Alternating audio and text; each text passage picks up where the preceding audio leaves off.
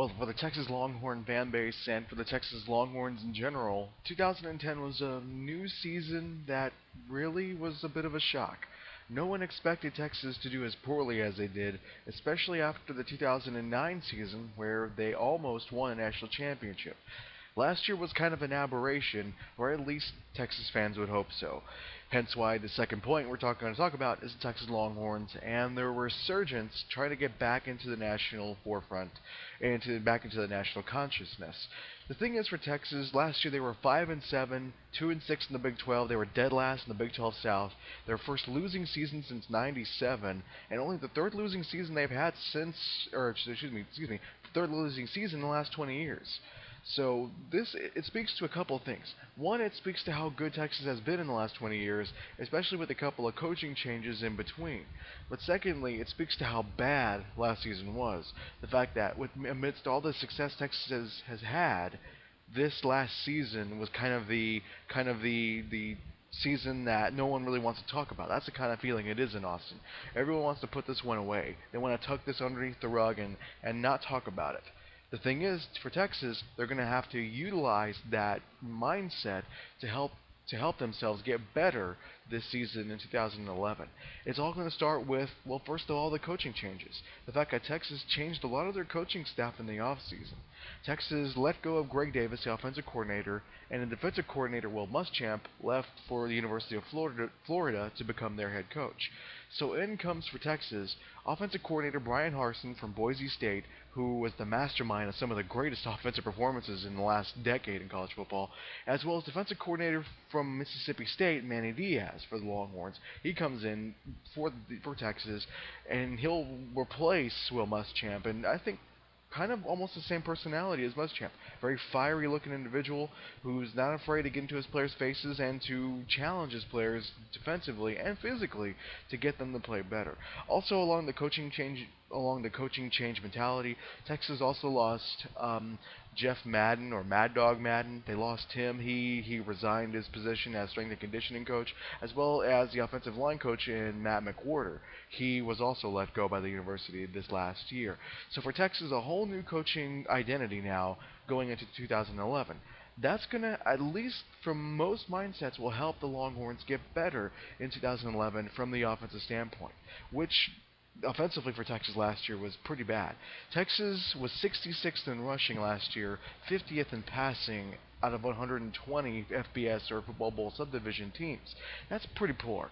And considering that this is a university that has held the likes of Jamal Charles, guys like Ricky Williams, as well as Earl Campbell, Roosevelt Leaks, to have that kind of running back pedigree for your university and to be that bad in rushing, kind of is a bit of an embarrassment for this program. They're going to get some help in that in the rush department, as Texas will have true freshman Malcolm Brown coming in from Cibolo Steel this season. Malcolm Brown is an exceptional halfback. For those who might not know, last year he played with Cibolo Steel. He helped that program win the 5A Division II Texas State Championship, and during his career at Cibolo Steel, he accrued over 6,600 yards and 86 touchdowns. A phenomenal performance for him in his high school career. So it'll be really fun to watch him play this season, and certainly he's going to give Texas a new wrinkle in their offense to help out the quarterback situation. And we'll get to that in a second. Other running backs that'll help the Longhorns this year. Another freshman, Joe Bergeron. He was pretty good too in his high school career. He came out of North Mesquite High School in the Dallas area, rushed for over 2,700 yards and 30 touchdowns. He'll help out. He will help out Malcolm Brown and give that 1-2 punch Texas so desperately needs. Also in the running back depth chart, you have the guys that are still there. Fozzie Whitaker, who's going into his senior season, didn't have a very good year last year, only 351 yards. He's been injured quite a bit, so hopefully he can stay healthy. And same thing goes for DJ Monroe, who only got 195 yards, one touchdown last year, but he was out most of the year because of injury and just because he just wasn't quite comfortable playing in the offensive scheme for Texas. Now to the quarterback situation. The biggest thing for Texas is to make sure, at least from Mac Brown's perspective and Brian Harsin's perspective, as well as Matt Mitrapolite, who's also an offensive coordinator, the biggest thing is to make sure Garrett Gilbert has the opportunity and has the wherewithal to understand and complete and consistently do well in the offense.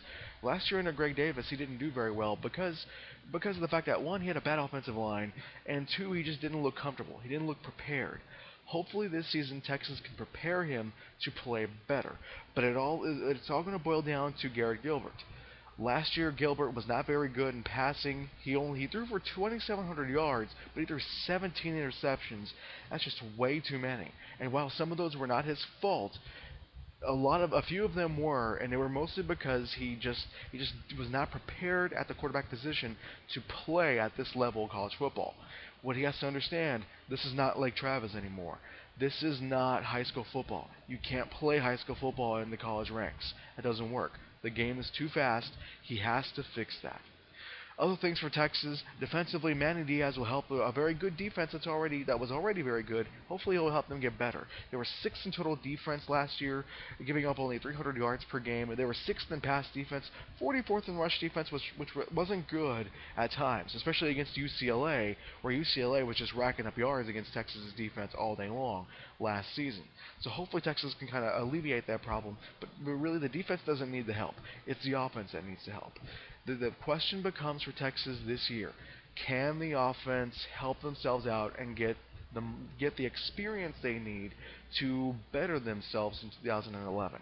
This will be a very interesting year for Texas, and essentially this will be the first building block in what's really known as a rebuilding season.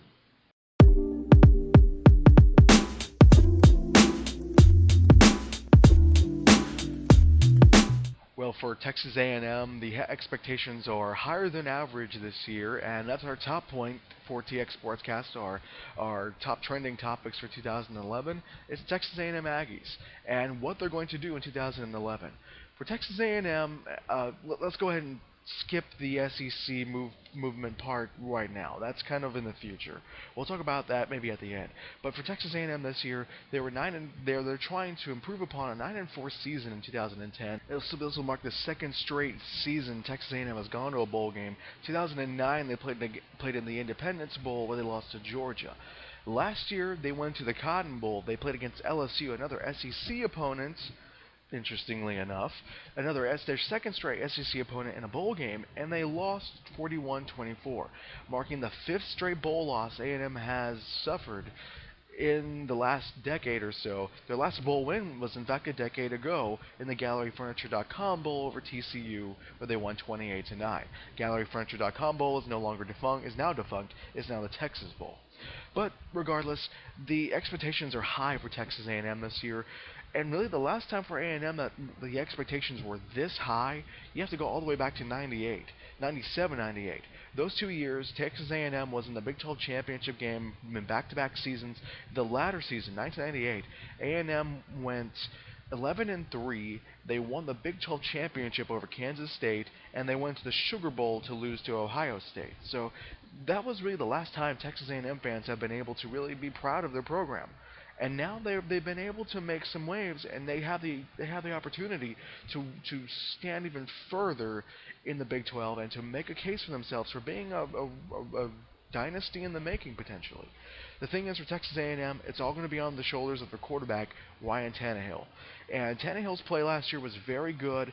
He came in about midway through the season last year, but the last 6 games of the season, and he threw for over 1,600 yards and 13 touchdowns, only throwing six interceptions during the season. So Tannehill really stepped his game up with the limited amount of time he had at the quarterback position for the Aggies. For Texas A&M, rushing-wise, what will help them this year will be Cyrus Gray. Cyrus Gray last year had a very good season. He rushed for over 1,100 yards and 12 touchdowns during the season. So he, along with Tannehill, will make a pretty good 1-2 punch in the Aggie offensive backfield in 2011. The thing that really stood out for, at least in my mind, for Texas A&M last year was their defense. Tim DeRuyter, who went to Texas A&M after a stint at the Air Force Academy, really stood out and helped out this program get better on the defensive side. In 2009, Texas A&M was 105th in total defense. They were giving up over 420 yards per ball game. Last year, they cut that down to 364 yards per ball game in total defense, 55th in the nation. Outstanding work by DeRuiter. He did a great job, and he did a fantastic job of motivating the defense and finding a way to fix it around and help them get better as a unit. Rush defense, they were pretty good too. They were 30th in rush defense the year previous. They were 90th in rush defense in 2009, and they got a little bit better in pass defense, but it wasn't as big a difference as in the total defense category. A&M in 2009 was 106th. Last year they moved up to 89th. Minimal change, but you get the idea. Texas A&M went from poor to pretty good in the span of a season. So for Texas A&M, this is a very big year for them. This is a huge year for them. They are slated, or at least talked about, moving into the Southeastern Conference in 2012. On August 31st, A&M felt that they needed to leave the Big 12, and there's been a lot of speculation that they could move into the SEC. So essentially, in their final year in the Big 12, this becomes a very crucial season, a very imperative season for the Aggies. If they want to make a good impression upon the other schools in the SEC, they're going to have to really step up their game and actually do something. They're going to have to actually meet the expectations that they're supposedly going to be faced with this season. And the thing is, for Texas A&M, I think a lot of Aggie fans kind of understand this. Expectations, when they're at their highest for A&M, it's not always. It's not. I should say A&M has not always met the challenge. In 1998 they were 11-3. They won the Big 12 championship game. They lost in the bowl game. The fact that A&M in the last 5 bowl appearances, 5 straight losses. So when Texas A&M, it just seems like when they find themselves in these high-profile situations, they just don't get the job done. For Coach Mike Sherman, it becomes a very real possibility that he's going to have to show some cause here for the SEC to even take a look at A&M and say, you know what, we think we need to have these guys in our conference.